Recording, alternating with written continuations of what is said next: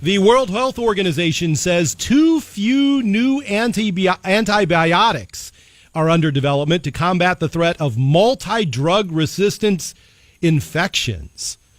This sounds like a dystopian future for us all. Joining me on the WHO Newsmakers line, Doctor of Internal Medicine, Dr. Al Johnson. Dr. Johnson, thanks for coming back to WHO, and good morning to you. Oh, you're welcome. Good morning. I guess my first reaction to this report, Dr. Johnson, is that it would seem over time that our bodies would develop resistance to the antibiotics that are being developed, that we're just continually battling. Are we losing this battle in developing antibiotics against the diseases that are affecting our bodies?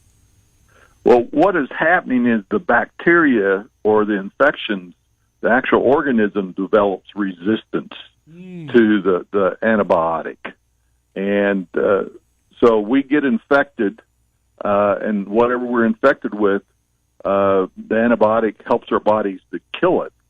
But the bacteria are getting resistance. And one of the things they pointed out with the WHO report was that gonorrhea, sexually transmitted disease, was one of their concerns. And so people that don't use protected sex that repeatedly get gonorrhea are eventually getting a resistant strain where the antibiotics won't work. And then the same thing happens in immunocompromised people that are in the hospital or people with repeated infections, like transplant patients, that type of thing, where the bacteria builds up resistance and then it won't respond to the antibiotic treatment. Now, what part of this, Dr. Johnson, is slow drug development? Like, could we be developing drugs faster and getting ahead of this? Or, as you were pointing out with the gonorrhea example, is it our own behavior sometimes? Well, behavior is a big thing, and that's what I preach in my practice is you want to maintain health and you want to protect yourself. And you want to find out if there's something else you can do to help protect yourself. So if you are a person who gets 3 or 4 infections a year, you need to have your doctor look and see whether you're gamma globulin deficient. That's GG deficient, and that can be determined by a blood test. That's what helps you to fight infections. The Bubble Boy in Houston years ago did not have any gamma globulin. Also, if you have allergies make you more prone to repeated respiratory infections. So those are things that people can do themselves. They are working on new antibiotics, but just in the economics of it, the antibiotics are not as profitable as some other medicines out there. And so it's a little slow in development sometimes.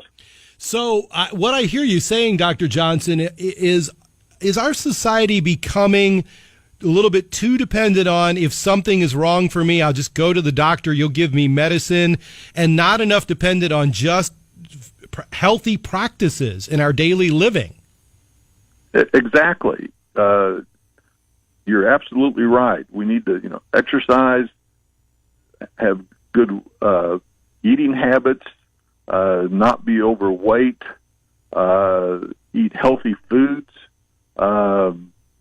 and then pay attention to your body. If you're sick, don't ignore it. Go to the doctor before things get too bad that you have multiple things go on or you have a very severe infection that doesn't respond to antibiotics or takes 3 or 4 antibiotics to kill it. Well, and Dr. Johnson, I can see texts during our interview, listeners texting in a question, and one of my listeners is wondering about overprescribing antibiotics. Are we overprescribing it and then basically creating superbugs that are really resistant to antibiotics? What's your thoughts on that? Yeah, that may be in some cases, but I don't think it's as frequent as we think. Because outpatient in the clinical setting, most bacteria is pretty sensitive and they don't build up resistance because it's not being used that frequently.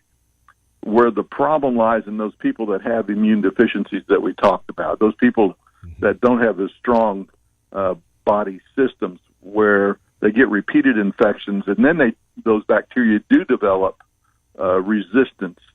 And that's where the problem lies. I gotcha. Is there a whole industry popping up, Dr. Johnson, around natural treatments of getting infections and disease that may be helpful rather than always using antibiotics to go after the issues that we have in our organs? Yes, and that sure makes sense. People use colloidal silver a lot of times, and we use Silverdine, which is a cream on the skin with burns. Silver is a good natural antibiotic that they have in the health food stores, and so there's a whole host of things that can be used in a natural basis to help kind of boost your immune system and help you fight infections, cut down the allergy response, and then your immune system works better. I wonder about that, Dr. Johnson. As you're talking to your patients, did they used to be more skeptical about natural treatment over medicine? Is there a change in our attitudes, or has your patients always been open to natural treatment? Because it seems like there was a time in our society where we go to the doctor and we just say, "Give me medicine. That's what I want." I just wonder if attitudes are changing, or if your patients have been open over a long period of time to natural solutions. Well, I have both sets of Okay. patients in my practice because I see a lot of chronic disease. Okay. And so we do look at natural ways to help, and I do use antibiotics on those. There are some new culture techniques which are shedding light on what people really have. Instead of taking a swab and culturing your throat or your nose and putting it on a petri dish and seeing what grows, we now can send it off to a lab, and they look for DNA related to both fungus and bacteria. And it's amazing what we find that we're not able to grow, but is growing in the nose and in the sinuses. And these people really do have infections that have been overlooked. That's fascinating. One more question for you, Dr. Johnson, because people are texting me a number of questions. How about dietary? And specifically, people are asking me about things like garlic. Is there anything in your practice that you found where you say this is really helpful to you to add to your diet? Well, garlic is a good antibiotic. Also, echinacea works with infections. Now, if you have real severe infection, then you really need to see a doctor and make sure what's going on. Right. Because it can get out of control. But yes, there are natural substances like that do help. Vitamin C helps at least 3 grams a day. It acts as a natural antihistamine, but it also helps your body's defense mechanism. So those are things that people can research, look at, see what fits their paradigm. I appreciate that. That's Doctor of Internal Medicine, Dr. Al Johnson. Dr. Johnson, great insight today. Thanks very much for joining me.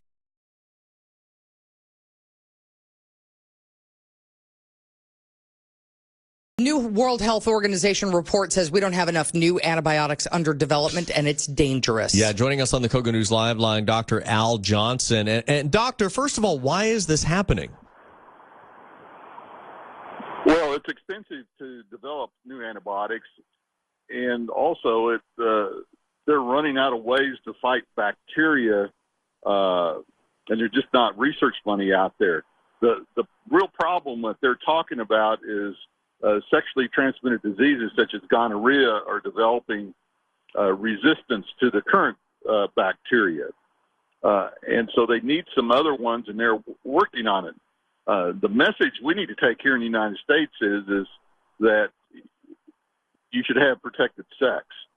And then the second thing is that most of the resistant bacteria are in the hospital setting, where people have severe infections, they're immune compromised, they've had transplants, and have secondary infections. So those are the main areas we need to be thinking about. So why are hospitals so filled with bacteria with all of the steps that they take to try to alleviate it? Well, there's sick patients there, number one.